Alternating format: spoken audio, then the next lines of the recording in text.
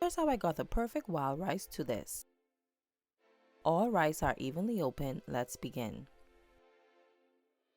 Start off by adding 10 cups of water.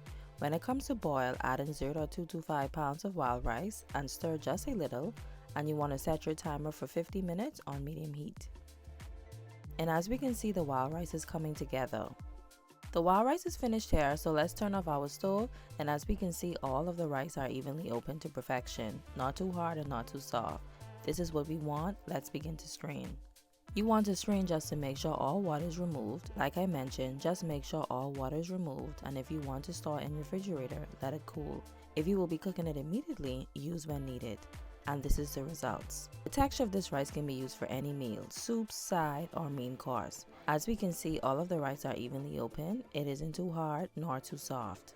If you found this video helpful, consider to like, share, and subscribe, and check out my video on this delicious high protein wild rice bowl. Thank you so much for watching.